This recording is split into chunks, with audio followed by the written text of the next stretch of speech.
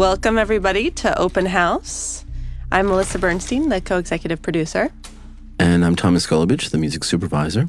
And I am Sam Catlin, the writer. I'm Betsy Brandt, very happy to be here. Who are you?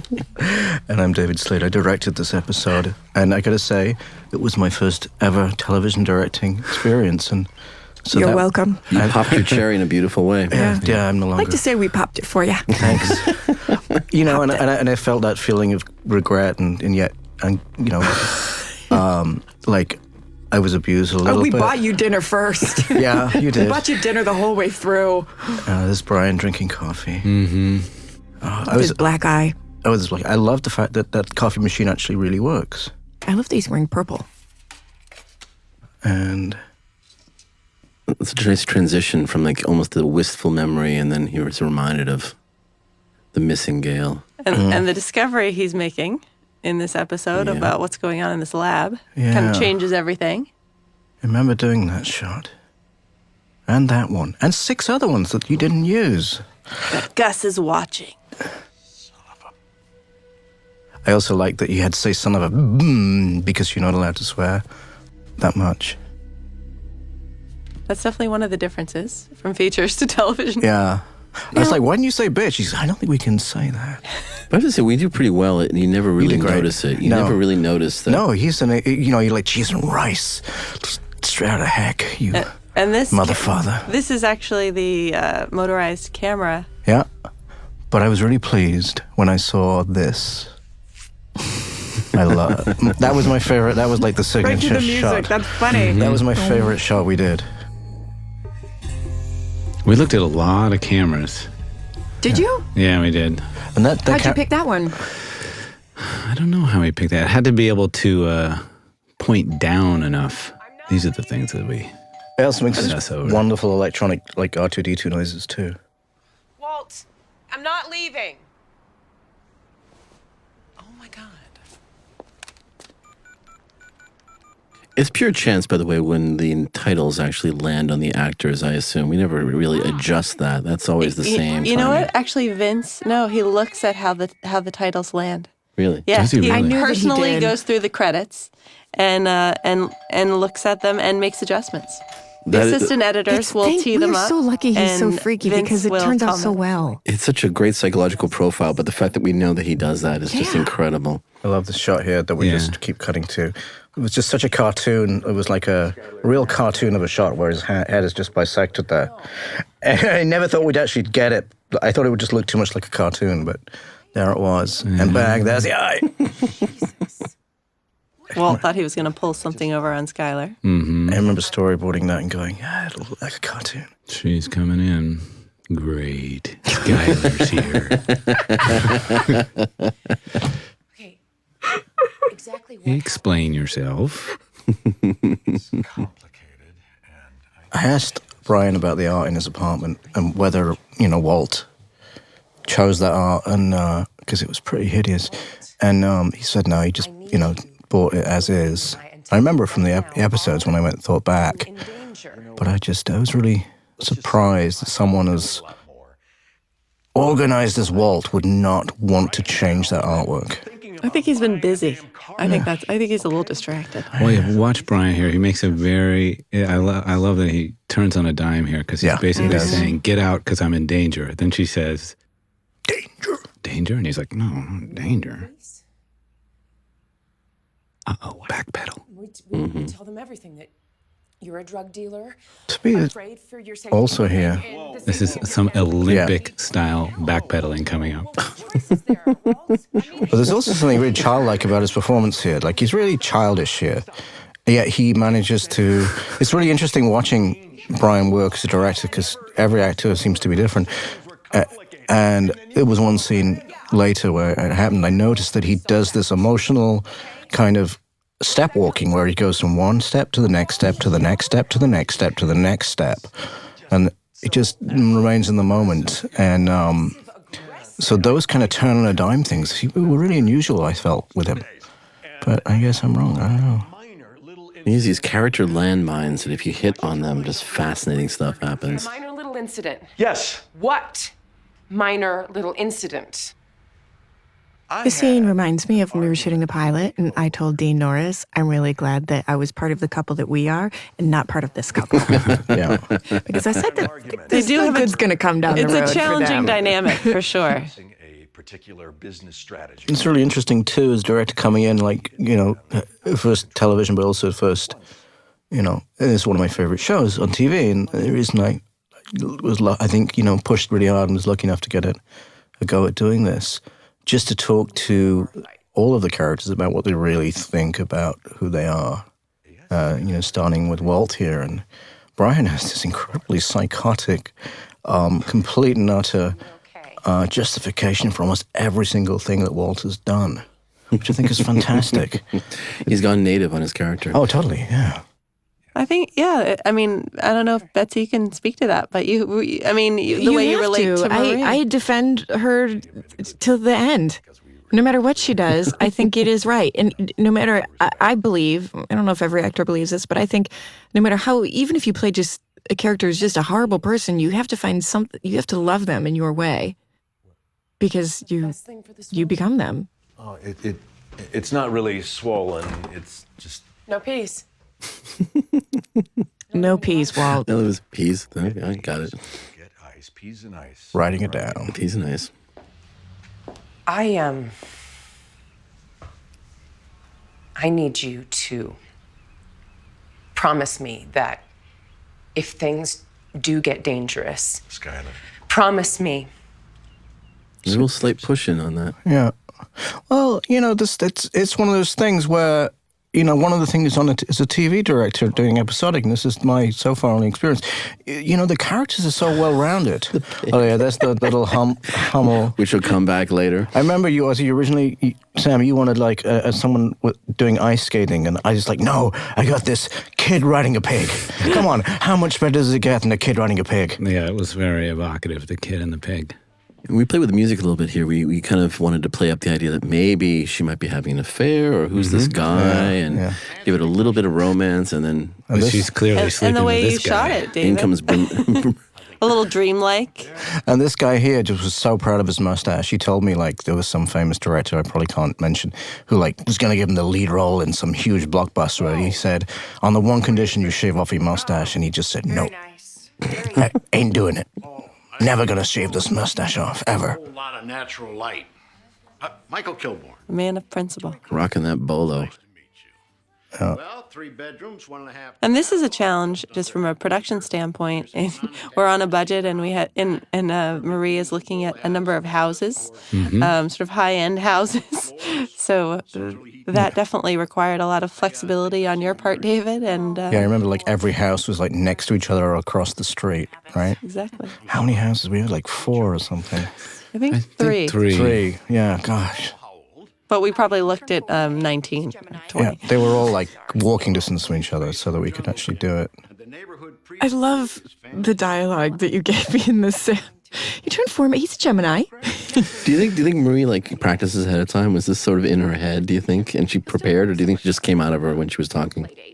I think that she fantasizes about being other people, especially when things are really bad. And I think she has a list of some favorite names, and these are some of them.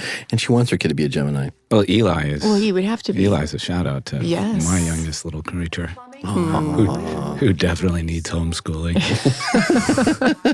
Well, it's pipe fitted for a quarter bass. That mustache is pretty incredible. Perfect studio. It may have hurt his career, but I think he made the right move. This could work. I'm going to be happy forever. Okay. Oh, and Okay, yeah, this was an actual porn shoot, I believe. I remember this. I remember there was this great Still he is. I love this. Okay, what the fuck? Where's the clock? Where's the clock? Okay, and at the very last, the tension is building. And as men, we've all been here, and that's how we empathize. I had to go to 3 different places to get the moisturizer that you like, but I got that, and I got your Shiner Rock, and your chips, and I couldn't resist the complete encyclopedia. The production wonders of porn. latest Maria said rankings. Cheetos. And that's something that Andrew Ortner, our Spent associate many producer, hours on. Many hours. reviewing with the I know it when I Exhaustive see it. research. the writer and Vince, the Yeah. executive producer. I remember the people were like, well, do you want to see it? And I was like, no, I don't want it on my computer. What if it gets stuck there and my wife finds it? No, it's okay. You choose that. Back to the store, I guess. 6 weeks later, Andrew returned. Here. Marie's giving a little sass at this point. I like that I throw the magazine back at him. She's starting to hit our limit. And what do we have there? Piggy. Marie regressing. And this was like, look, if I was going to do a Breaking Bad episode, Bryan is had to have his underwear. underpants on. And, I'm not saying I had to request it. But I think you were cajoled easily into it. he was like, what, now? Like right here? No, I mean like when we're doing the scene. He's like, oh, okay, fine, yeah. It doesn't take much to get Bryan to take his pants off, Yeah. luckily, for everybody. Luckily for America. I was really, really happy and proud about this scene. Because, again, the characters are so rounded and the actors are so astonishing on the show.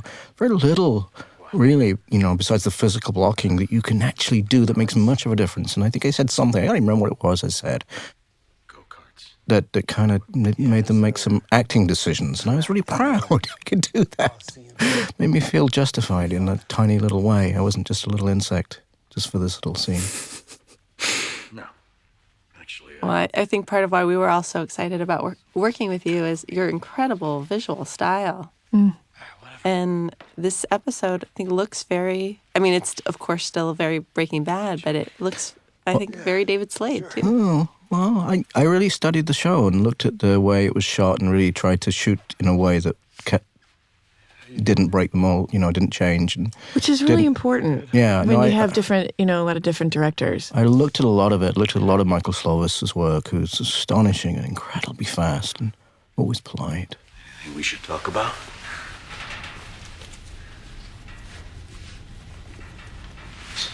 How's your eye?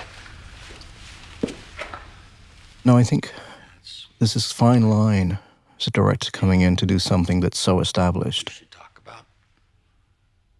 It's, I think part of the joy for everybody is that everyone is contributing, but we have such a clear sense of where it's headed. So it's you kind of know how to help in your own way. Getting the shit kicked out of you. It was this little bit here that I was really proud of. Jesse's offering some heartbreaking. very sage advice. Yeah. You kind of get used to it. We talked about the bad man.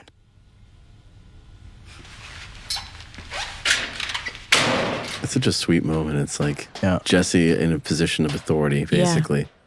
And he's just like, what the fuck? And what a gentle way to kind of... Salon. Oh, and there was this scene. Perfect for money laundering. It's a high volume, cash preferred. How many takes on this one? Discreet workforce. It's that room is, I don't know how much people know about this. Watching this format, DVD, Blu-ray, on demand, and future format. That in a lot of this show is shot just in locations, and it's rare for television. Once people build sets, so you can take a wall out and get a camera, and you just have to improvise. And this is just an apartment. And I remember one point someone's balancing on the toilet, in that tiny room behind Saul right there. There's a toilet, and we had to do the earlier scene like with the camera in the toilet. And, you just have to try. And sometimes you just can't get the lines, so you can't get the performance because the camera just can't get there. The shot with Huel here. Here he comes, big guy. With a stomach problem. Oh, Hugh. The expression on his face as he walks past him is gorgeous. It was lovely. We had a long talk about that. That was one of the other things I managed to actually, I think, feel like I maybe have contributed to the show in terms of acting, directing the actors. And, it's just that feeling of complete not needing to go to the bathroom. We had a long dialogue about how to do that. It's hard to do, And also drank a lot of water. He was like, okay, look at his face. Oh. It's just like, hold it in. Oh. Yeah.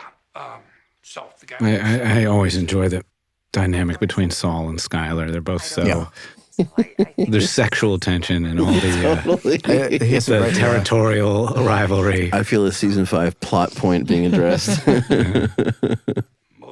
Digging Saul's outfit Yeah. today. Yeah. Rocking the pain. Yeah. He's feeling confident. Exactly. Look at that He tie can wear bar. anything, really. Insensitive. And also, for me, I'm English, and I, don't know too much about, things, but I do know about Bob. I followed Bob's career a lot, and I just, he came in, I was like, oh my God, it's Bob Odenkirk. And I don't know how many people know about his, comedic past and his Mr. Show. Mr. Show and Saturday Night Live. Saturday Night Live, Unwanted tax attention. and Looking at us after Bogdan's cell. just this great versatility. I love his Mr. Is Mr. He's got illegals working over there. Is Mr. Hoover line here? Oh, Agent Hoover is my favorite part of his performance coming up. We're going to need him after you take over. And Sam, must be so fun to write, for Saul and just watch his mind move as he hops from like argument to argument. It is. He's so completely self-possessed. Yeah. He really will bury us all. Implied sexual prowess in every gesture. Yeah, and how many pages was this scene? It was like 10,000, but we managed to narrow it down to No, every just this one scene. syllable was essential. Yeah. Shame if something happened to it. I think we were in here for a whole day. We were. Talking about Oh, and the toilet flush, the strategic toilet flush. Yeah. Attitude adjustment. Oh, no, that is not at all what I meant. We do not do that. That's not Just who we still are, doesn't right? know at this point in the season. I like how she asks him, though. We don't do this, right? He's offended. He's Yeah. equally Leave that offended open. by the suggestion. Violence, gosh. Never. Who says it? Hey, this is an example here. Like, I wouldn't do this many wide shots usually because the tension in the scene often comes from people's faces, but I just studied the show and you just do a lot of wide shots. So here I just did a bunch of extra ones. And I think that's one of the differences between what I'd have done without looking at the canon of work and not, that it kind of really makes it feel like an episode of this show. Yeah, no, and that's something Vince, I think, put a real emphasis on early on Yeah. is really feeling like we didn't have to be right on top of Yeah. the actors all the time. Yeah. Walt can back me up on this. See, Were those mammoth pillows there for character reasons? What do you mean? No, they were just always in his, It's part of the model condo. Yeah, look. it does. It looks very, very model unit. Everything is a little bit off. It's a little too much of this, a little too much Now, of that. doesn't Vince live in this apartment? He does. I believe we're dissing his interiors. Yeah. I think we No, are. these are not his interiors.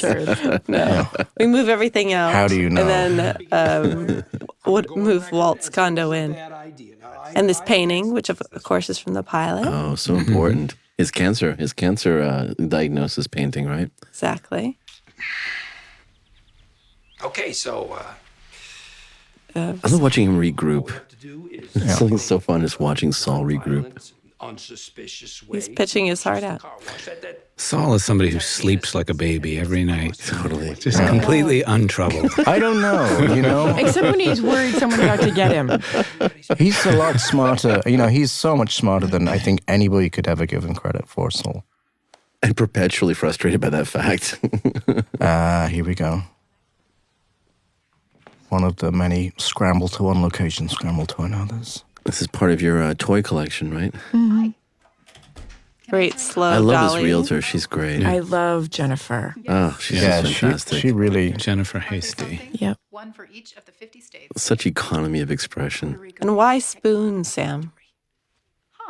I can't remember why the spoons, but something. And was it Puerto Rico that she took? I don't. Oh, she was asking. Oh, yeah. That was. Puerto Rico didn't make sense to her because Which is why not she really took a it. state. Yeah. Yeah. I mean, Puerto Rico makes sense to me as a state. I mean, well, as a place, I believe in it, but it didn't make sense in the Yeah. spoon collection. That was. Yeah. You were offended by that. An attic might be even better as long as it's dry. Let's take a tour. Okay. Actually, I have a handout for you. This is another Here's moment. and that's the moment I believe the spoon goes, right? Yes. Yeah. And we did it on camera a few times, so we thought we'd stay in a wide shot. Remember once, Betsy, you tried to. You grabbed it I did. at once. We I had. do have some small spoons in my life Yeah.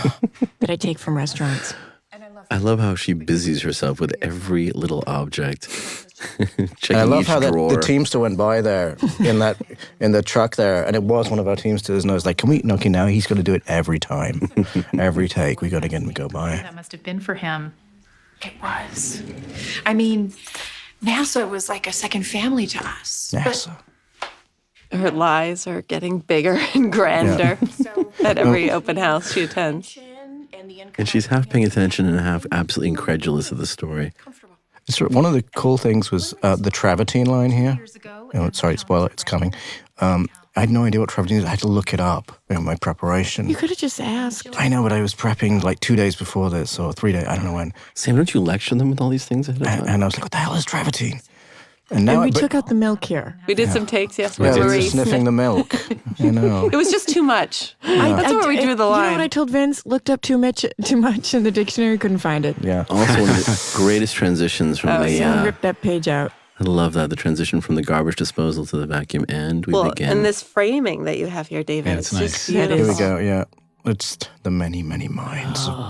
Betsy's many, many minds. I will not rest until I retrieve. Oh, God, this is my favorite scene. Yeah. Okay. Oh, man. Talk about a contribution. You should, this was, I had to fight for the camera. It was the one thing, I need an RE2C. Please let me have this RE2C. And it wasn't much of a fight, because everything on Breaking Bad is, for directors, an absolute joy. And I mean that sincerely, but we couldn't have done that scene without that RE2C. So happy when we got it. And how did that work with the go-kart? And We had a rig. We strapped the thing on so that it actually was looking directly at him, and he was just free driving with this camera on him. But it was focused in exactly the right place. And I remember I just said, it was written as he's just like driving, and I said, just all of those in a voice, just let him out. Go on, let's just try it one time. And it was just so astonishing to watch that we did a few, and I'm so pleased they ended up in the show. Yeah, the screaming wasn't in the script. It wasn't really in the script, but oh, here we go. That's real. Some of our featured extras that were handpicked. Now, if you're watching the wide shot, there's a guy just punching a guy in the head over and over again who's laying on the ground. And there's another guy punching a wall, isn't there? Yeah. Oh, no, it's not in this wide shot. Okay. Never mind, that didn't make it in. Oh, here it is. See that guy there holding his fist? He's about to punch the guy in the head. He was like punching that guy over and over again. So that guy's head must have been just mush on the floor. And Thomas, can you speak to the music? Yeah. This is an artist. It's basically Karen Dreyer, who was in a band called The Knife. And this is a solo project of hers.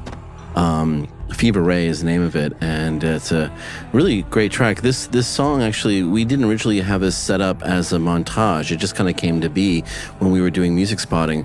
We were originally going to have some music playing in the background, maybe in the rink, and then we were going to have music playing in the party as well, and just sort of let each space have its own.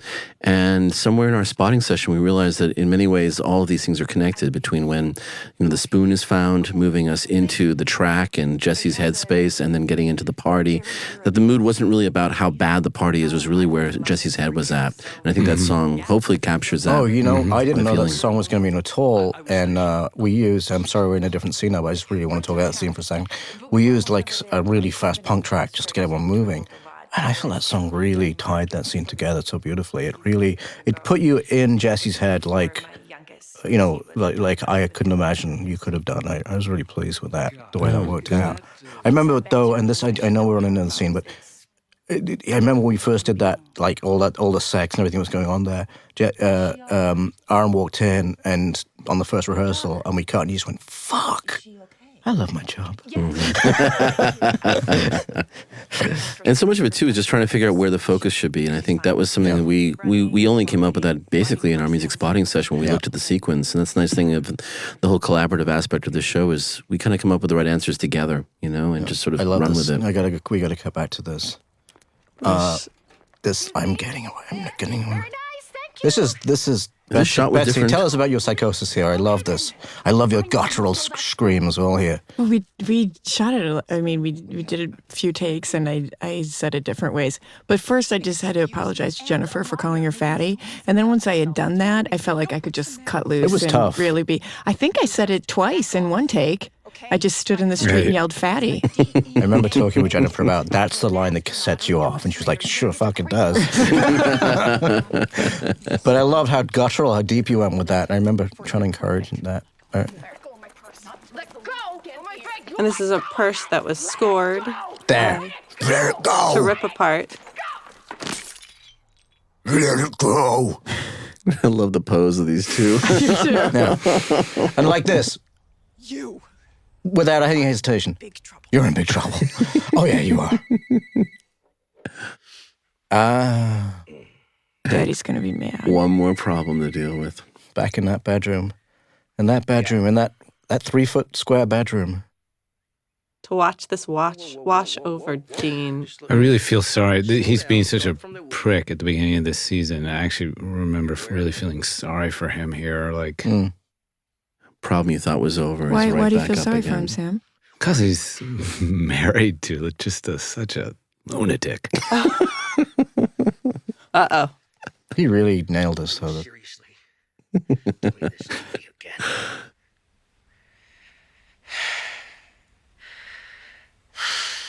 Jesus, just Yeah, like he's crying. We had to tell him, stop crying. He always cries in every scene. He cries. He can't help He it. watches my coverage. He cries. Yeah. That's just because you're so talented. He's just so sweet. He's so easy for him to tap into his sadness. microphone call. I just love the fact that we know that Hank loves Marie. Like, everything that happens, he loves Marie. And he will just be tortured for the rest of his life because of that one fact, but it'll be a great life. Talking of crying. And we've this was the first scene we shot together. brought someone back here from Yes. Nigel. second Gibbs. season. Nigel Gibbs. Good. So great. Okay, then. Such an understated actor. Yeah, And really seems like a cop. totally. I love the rapport between him and Hank, too. You just get a sense these guys have known each other for a long time. Mm-hmm. I remember this being really hard to do. I mean, not physically, just draining on me watching you do this. I don't know how. Oh, Betsy. It just made me so sad that she just, when I saw it, when I watched it, I cried. I just felt so bad for her. She just doesn't want to go home, to not want to go home. His camera's just slightly pushing on you, and you just, I'm just holding my breath, and oh, God. He doesn't quite know what to do. And I'm like, I know when I have to say cut, but I hate to do it.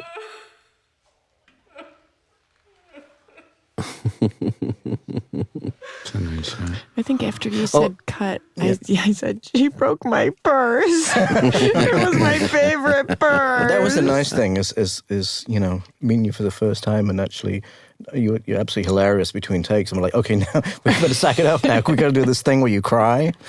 I have to, otherwise it's just too much.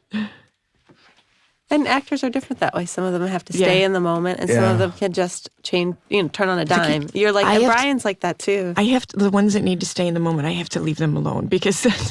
I have one of those at home. It's under a little glass case. What? The little match thing, the Saul Goodman match button. No, but I remember I met you. You had like a rockabilly haircut and massive shades on. You looked like a rock star. And you were like telling me the dirtiest jokes ever. And then we went in and you got changed. Then we did that scene.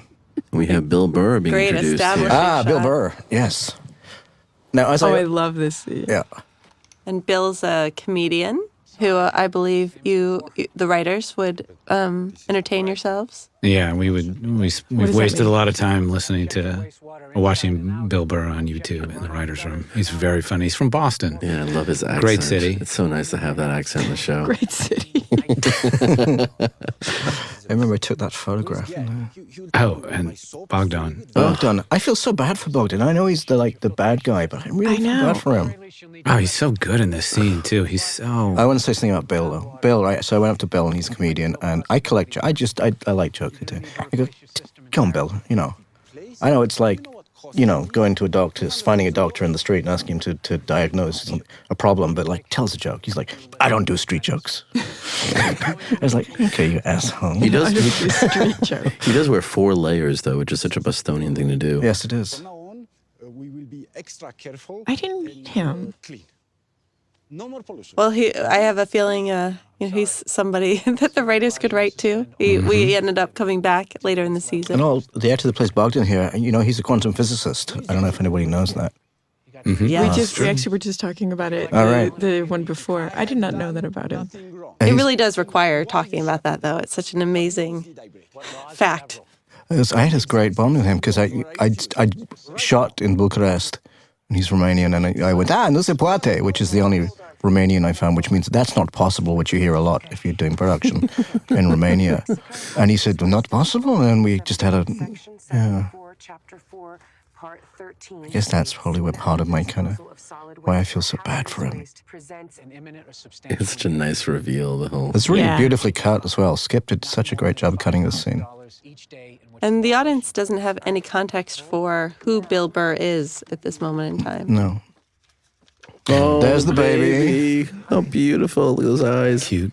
Before she started crying, we had to throw her away. Under the Toxic Substances Control Act of 19... I mean, when I say throw her away, I mean gently take her out and give her back to, Bring in the next cheerful baby. And look at Bogdan. He knows he's got nothing he can do. He is screwed. And he starts cursing in Romanian at a certain point, which I hope you got clearance for. There, he's saying like really, I love the water really in the rude, foreground too. Rude things in Romanian right there. Why this? Yeah, tell us about this, Sam. This costs money, I remember. We're just trying to find something that was just so dull, in my view. This was actually a big bowling It match. was. This was like a classic, like... This feels like a very the personal bowling choice. version of the 1975 World Series. It's like anybody that knows bowling knows about that particular showdown. That is It's depressing. an awesome way to handle your bowling too. And that, by the way, that wide-angle lens makes that room look 5 times bigger than it actually is. Oh, poor Oh. thing. You see how everything's purple? Coffee maker is purple. Everything is purple. It's a color, but it's just like, I was like, really? Like, literally? Fantastic. Hey, Marie, how you doing? She's totally worried. She's in trouble. Yeah, what? Yeah, oh, yeah, what? The maple kind? What? Sorry. And also when he notices that she's worried about it, he just responds so elegantly. Oh, it's just great. He's a really sweet guy. Yeah, He is. He reminds me of this singer from the Fine Young Cannibals. Roland Gift. Right? Doesn't he have the same kind of shaped I head? say, everybody always say, he's such a sweet guy. It'd be great if someone, that guy's a total asshole. Guy's a total jackass. But he wasn't. He actually genuinely was a real nice guy. That is amazing, Betsy. I loved that too. I've had it with him. You let us know, but you just very subtly, without a word. Yeah. So that sad little spoon of pudding in front of him. He loves his pudding. He has his pudding in his bowling. Can we stop feeling sorry for Hank? Yeah. How many puddings did he eat? I remember at one And when point I leave the room, he watches porn. Yeah. It's been hard. Really soft porn. Forget it. Glad to help. He had to eat a lot of those puddings. I remember that. I love how the male egos are very tender on each other, very vulnerable. Tim knows how vulnerable Hank is and is trying to be careful, but he's still his friend. And Hank doesn't know if this is just a pity. Yeah. It looks like And An worries about excuse. it. I just keep looking at that pudding. So, There it is. We can get you some Pudding. pudding. Pudding. Some pudding, David? Craft services. Pudding. Pudding. Now, this prop was a major Yes. production of its every folder inside of it, every photo, just did a favor for, so let me pick your a brains. DVD You ultimately. ever come And across a guy by the as name part of of that is something that our prop team worked with our art team and worked with Vince and the writers to put all of that together. No signs of forced entry, no signs of It's robbery. actually a major plot point for the whole season being introduced right here. Yeah. I love the cover too, because I think I can say this, and if you can cut this out if not. It looks like Metallica's cover from the album Ride the Lightning. It does. That's true. With lab notes in big letters on top. Yeah, just so you know. Which is a color copy of, obviously, Gail's notebook from the episode 401. No authority, so I wonder if you might take a look. Come on, Tim, seriously. What is this, some sort of a charity thing? The pudding again. I thought your expertise could be useful here. It's funny that he says he's not hungry. She leaves the pudding, And then the next He can't help we cut to himself. him eating it. Yeah. Oh, we talked about that. He doesn't want to give you the satisfaction Is that you, of Sam? enjoying the pudding in your presence. Yeah. When he's sleeping at night, I'm going to be rubbing pudding on his bald head. That sounds like a webisode. I think so. I think me grooming him and then pudding at the end. Pudding rub. Well, it's very good for your skin. I'd really appreciate it. The pudding is almost a character in this scene. My neighbor is a retired LAPD detective, and he talks about Hank. He says, I know cops like that, you know? Take it easy. It's also so sad to look at the bed with all of those things on it. It's like a sick person's bed, all these things that they looked at, got bored with, left there.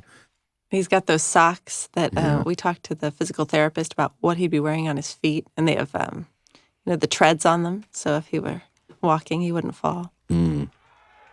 If he were Back walking. to the bowling. When he's practicing his walk. 379, and he says no.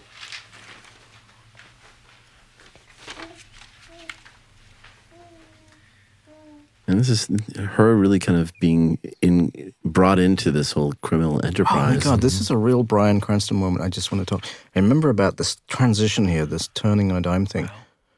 And he gets angry at the end, and then in a little while. But there was this one thing, and again, it was when I was, oh yeah, I managed to do something. Where, like, so he goes and putting down a baby, and he has to get angry by the end of this little walk here, but we were never doing it. And it was the fact that he had this human empathy to a little baby that he never got to there. And in the end, we just did it with a little prop baby. So he didn't have that empathy. And when you have a child that young, you can only shoot with them for so long. Yeah. So that is how we attack it from a production point of view, is we have a real baby, and then once he places that baby down into the playpen, It was baby is gone. amazing, though. It was one of the things where I really noticed a lot of Bryan's technique and his craft was, like in this little scene here. White residence. Oh, hello, Mr. Wollenitz. I love his Wollenitz is the little last, it's the last name. Yes, I'm of sure you've done the the Wally Nuts joke several production- times by now. Of the production executive, Vlad Wollenitz. I only call him Vladimir. I would have loved to have just watched his reaction when he watched the episode and saw his name pop up. Was that the first time he heard? He'd heard rumors of it. He wasn't sure where, what kind of shout out he was getting. But You guys have done the Wally Nuts joke, because that's what they call him, right, on set? Wally Nuts? No? No, they just constantly refer to him as Wally Nuts. And Who does? Anna and Bryan. Is this the first time? No, it's not the first time You this has just been killed said. 2 relationships. we learn things in Yeah. this commentary. Mr. Wally Nuts? Because I want to pay less. Oh, no. I love his 79,000. background reactions on this stuff. Who cares? Do you know how much I make in a day? Yeah, but that's the very reason we need to negotiate. We don't want to arouse suspicion by not trying to... Skylar being very... I get the logic. This is something we spent a lot of time on, is getting her involved in the business and tiny step by tiny step. And this is part of the progression as she and Walt become a team again, really. As much as Walt is fighting it. Mm-hmm. It's like the navigation of immorality. Like, how do you slip into becoming a criminal? No way. And I think she really thinks she's doing the only thing she can, which She is try to does. get in there and protect her family by being smart. We talk a lot about Walter White being kind of a 1 in a million guy who just kind of takes to criminality very easily. But Skylar does Skylar's too. Oh, yeah, she just drops a slippery slope slides her down. I've been watching the entire, I got like scripts to about episode 6, and then I just watched it when it came out because I'm a big geek and fan of the show. And I just always thought she was going to corrupt it. I was like, when's she going to be corrupted? When's she going to be corrupted? And I don't really think she ever did in the end. I think she really held it together all the way through the season. Oh, shit. Was that a spoiler? Oh, no. We don't think anybody's watching these episodes for the first time. Okay. Listening to us Okay. pontificate. Back to. I remember Vince said, just make it like hell, this place. And he came in and he was like, yeah, it's really a lot like hell. Maybe less like hell. This is our stockbroker who wandered away from work and then lost his pants. If you look real closely, there's a yellow stain just next to it. That happens so often. Yeah, on his white, tiny whities. That was really well placed. And here's the guy. Jeremy Howard. Jeremy. With his apocalyptic speech. I think, in the future, people will take the speech and make a movie out of it. Well, and I think Soft meat. you guys liked him so much that I believe Moira wrote a part for him in the next episode. I love this really tragic guy here.